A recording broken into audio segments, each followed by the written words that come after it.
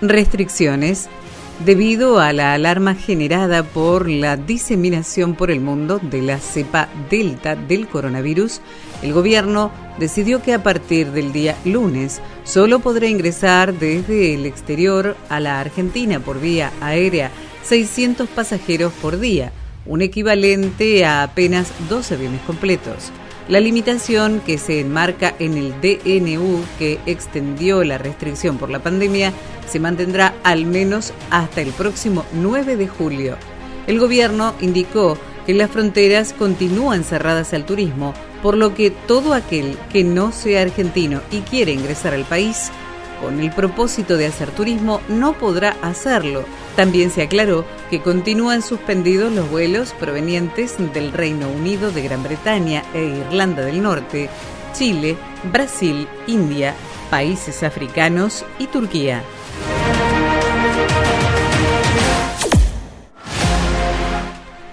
Renegociación. El ministro de Economía, Martín Guzmán, anunció un entendimiento con el Club de París que permite un puente de tiempo hasta el 22 de marzo de 2022 para hacer frente a los compromisos del país con este organismo. Implica un alivio financiero para la Argentina de $2.000 millones hasta esta fecha, según señaló. Precisó que en el periodo de 8 meses, en lugar de hacerse frente a los aproximadamente $2.400 millones programados, se hará un conjunto de pagos que sumarán alrededor de $430 millones. Estimó que el primer pago se efectuará el 31 de julio y el segundo el año próximo.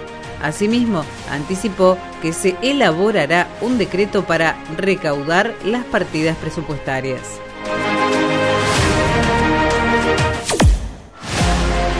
Carne.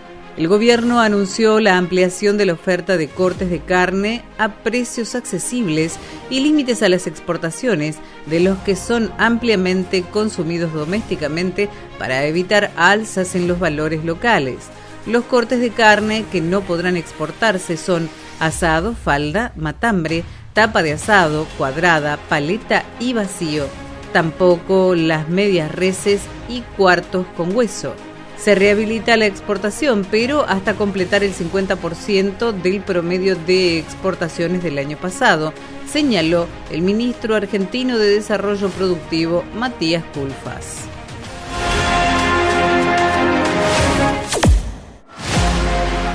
Nueva cepa.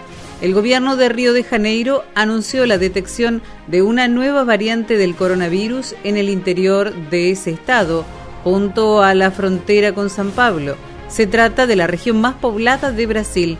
La Secretaría de Salud Estatal aseguró que el nuevo tipo fue localizado en el municipio de Porto Real, en el sur del estado, e informó que hasta el momento no se puede afirmar que sea más letal o transmisible. Río de Janeiro es uno de los estados más golpeados por la pandemia.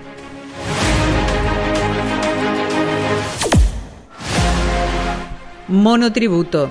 El gobierno nacional anunció que la AFIP aplazará el vencimiento del monotributo hasta mediados de julio, con el objetivo de que los contribuyentes puedan pagar sus obligaciones con los valores previstos en la iniciativa, que está apenas de ser tratada en la Cámara de Diputados.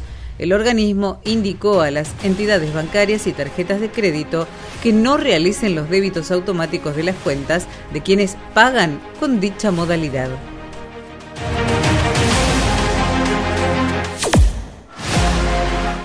Mejoras. El Instituto Nacional de Estadísticas y Censos, INDEC, informó que la tasa del desempleo alcanzó al 10,2% al término del primer trimestre del año, por debajo del 10,4% de igual periodo del año y del 11% con que cerró en el 2020. En tanto, la subocupación demandante se ubicó al término del primer trimestre en el 8,7% frente al 8,2% de igual periodo de 2020, y mientras que la no demandante fue del 3,2% frente al 3,5% anterior.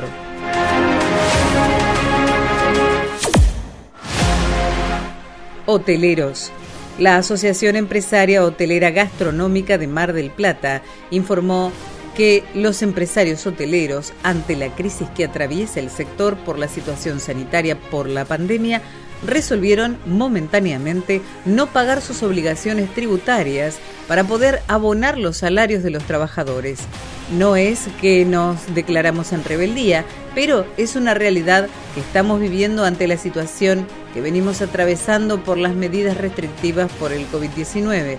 Entonces, priorizamos mantener el pago de los salarios y los puestos de trabajo por sobre el pago de las obligaciones tributarias, explicó el vicepresidente de la Asociación Empresaria de Hoteleros Gastronómicos de Mar del Plata, Eduardo Palena. La hotelería de Mar del Plata sostiene en forma directa a 16.000 familias y a sus proveedores, y por tal efecto, el multiplicador del gasto turístico genera y sostiene en forma indirecta ventas e ingresos adicionales para otras actividades, otras transacciones y empleos, como así también ingresos al gobierno alcanzando a más de 80.000 personas, precisaron los empresarios.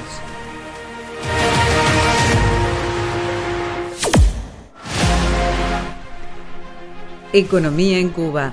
Los bancos cubanos no aceptarán depósitos de dólares en efectivo, una medida que el gobierno cubano ha justificado en respuesta al embargo de Estados Unidos que dificulta a la isla el uso de esa moneda en el sistema bancario internacional. La decisión, que generó un fuerte revuelo entre los cubanos, entra en vigor en plena crisis económica en el país caribeño, con serios problemas de escasez de productos básicos y donde la moneda local ha sufrido una fuerte devaluación en los últimos meses. El anuncio, realizado el pasado 10 de junio, provocó en los días posteriores grandes colas de personas en los bancos para ingresar dólares. Las entidades bancarias permanecieron abiertas todo el fin de semana, incluyendo el domingo.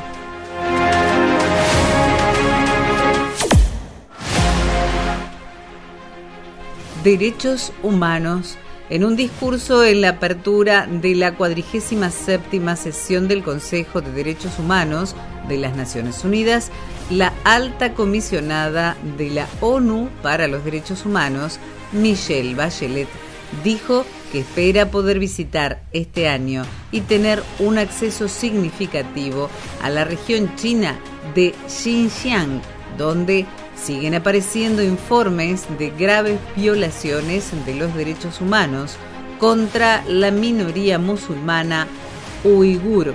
Varias organizaciones de derechos humanos acusan a China de internar al menos a 1 millón de musulmanes en Xinjiang en campos de reeducación. Beijing niega esta cifra y habla de centros de formación profesional para apoyar el empleo y combatir el extremismo religioso.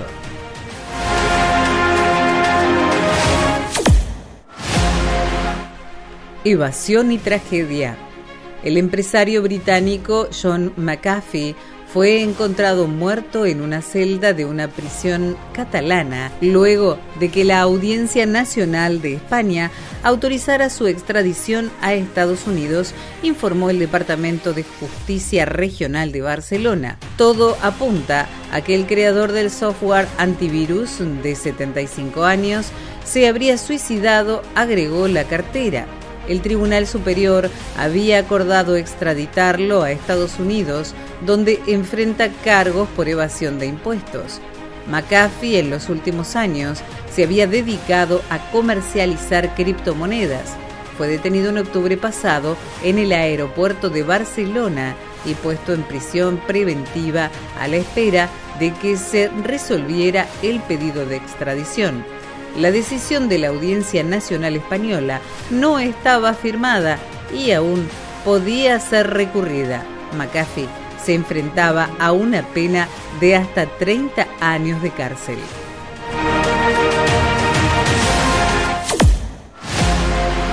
Presencialidad. La secundaria de la Ciudad Autónoma de Buenos Aires volverá a la presencialidad plena antes de las vacaciones de invierno. Así lo anunciaba en conferencia de prensa el jefe de gabinete porteño Horacio Rodríguez Larreta. Fuentes oficiales confirmaron que el retorno a la asistencia se daría a partir del lunes 5 de julio. De ese modo, los alumnos de secundaria, desde primer año hasta quinto o sexto año en las escuelas técnicas, tendrán 2 semanas de clases completas antes del receso invernal previsto para que comience el 19 de julio.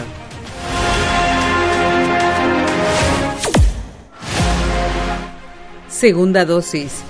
En medio de la polémica por la falta del componente 2 de la vacuna Sputnik, para completar la inmunización de aquellas personas que fueron inoculadas hace 3 meses o más, la ministra de Salud, Carla Bisotti, aclaró que ninguna dosis de ninguna vacuna vence.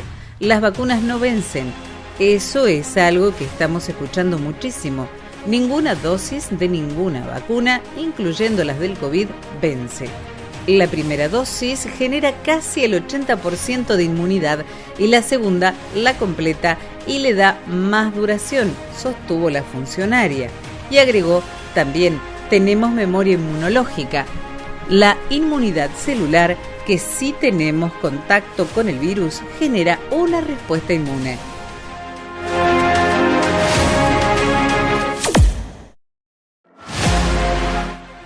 Visión de futuro. El ministro de Ciencia, Tecnología e Innovación, Roberto Salvarezza, pronosticó que para fin de año podríamos vivir una vida casi normal, al igual que Francia e Israel, donde se levantaron las restricciones y sus habitantes ya circulan sin barbijos. Para Salvarezza, la Argentina está saliendo de la segunda ola gracias a las excelentes medidas de restricciones que tomaron a pesar de que fueron muy cuestionadas. Sus declaraciones fueron en sintonía con lo manifestado por otros funcionarios días atrás, mientras que el ministro de Turismo y Deportes, Matías Lamens, consideró que si el proceso de vacunación continúa como hasta ahora, podremos permitir, con aforo, el público en los estadios.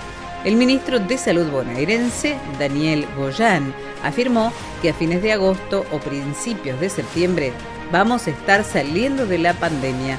En ese sentido, Salvarezza señaló que bajaron los casos de COVID-19, que hay menos gente internada en terapia intensiva y que eso se va a reflejar en los números de fallecidos, que bajarán considerablemente.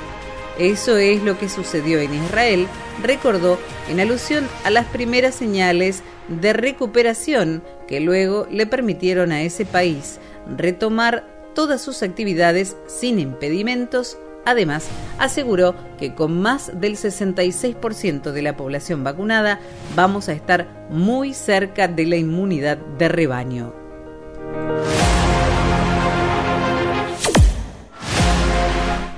Rompe cuarentena. El dato que se conoció recientemente de que el 40% de los argentinos que volvieron del exterior no cumplieron con el aislamiento obligatorio generó malestar en el gobierno, que decidió denunciar penalmente a todas estas personas por violar las medidas sanitarias impuestas.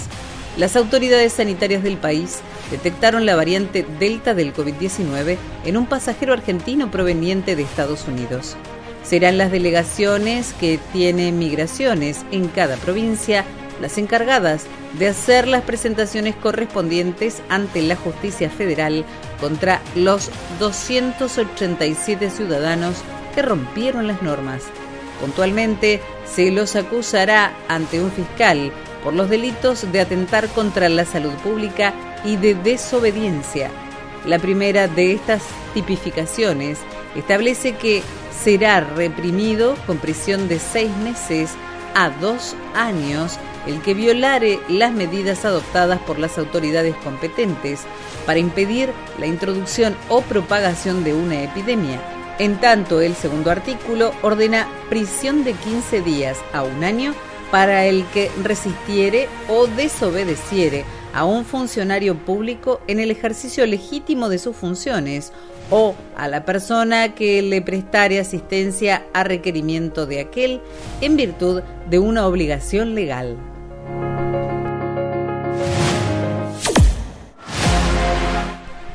Denuncias. El Ministerio Público Fiscal de la Ciudad de Buenos Aires lanzó el primer portal online del país destinado exclusivamente al reporte de imágenes y videos con contenido de abuso sexual infantil. La iniciativa fue un trabajo en conjunto con Internet Watch Foundation y con International Center for Missing and Exploited Children para desarrollar una plataforma que permita denunciar de manera rápida, sencilla y anónima casos de grooming y de publicación de imágenes con contenido sexual infantil.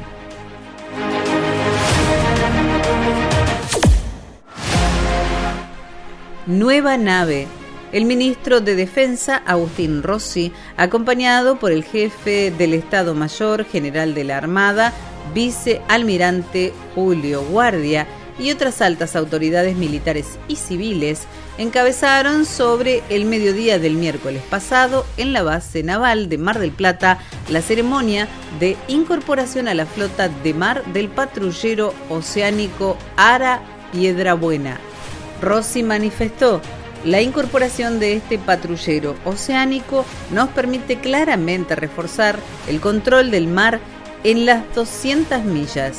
Estamos incorporando un buque absolutamente nuevo que ha sido construido especialmente para la Armada Argentina.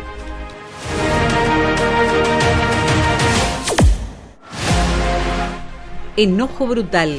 Un hombre atacó una concesionaria del barrio porteño de Caballito y destruyó 2 autos 0 kilómetros en medio de un ataque de ira al sentirse estafado por un plan de ahorro para adquirir un vehículo.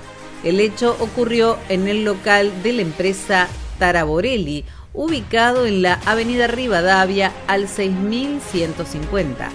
La agresión fue registrada por las cámaras de celular de los testigos que observaron cómo la situación se descontroló durante una cotidiana transacción comercial. Jorge Gómez, de 30 años, un ex remisero de la localidad bonaerense de Gleu, fue el protagonista del día de furia. Según relató, el conflicto con la concesionaria comenzó hace 5 años cuando decidió comprar un auto y fue engañado por la concesionaria por los detalles de la transacción.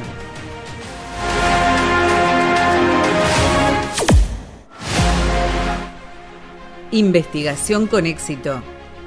Investigadores e investigadoras de la Facultad de Medicina de la Universidad de Buenos Aires realizaron un tratamiento contra el COVID-19 que redujo hasta un 81% el riesgo de muerte en pacientes hospitalizados a quienes administraron una droga que normalmente se utiliza para corregir la hipertensión. En el estudio se aplicó telmisartán en dosis mucho más altas de las que suele recibir un hipertenso y bajo estricto control médico a pacientes internados.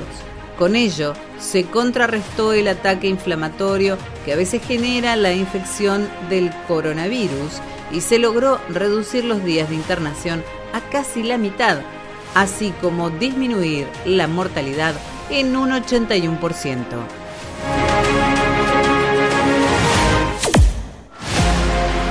¿Con o sin espectadores? Los Juegos de Tokio contarán con un máximo de 10.000 espectadores en cada sede de la competición, anunció la organización apenas a un mes del inicio, el 23 de julio, aunque avisa de la posibilidad de celebrarlos a puertas cerradas si aumentan los casos de contagio de coronavirus. En marzo, los organizadores decidieron prohibir la llegada de espectadores del extranjero debido a un riesgo sanitario considerado demasiado alto, algo inédito en la historia olímpica. Si hubiera un cambio pronunciado en la situación epidémica, tendríamos que revisar la norma y considerar la opción de no tener espectadores en las sedes, señaló la gobernadora de Tokio antes de que se anunciara la decisión. La organización añadió en un comunicado que la decisión sobre el número de aficionados en los Juegos Olímpicos es aplazada hasta el 16 de julio.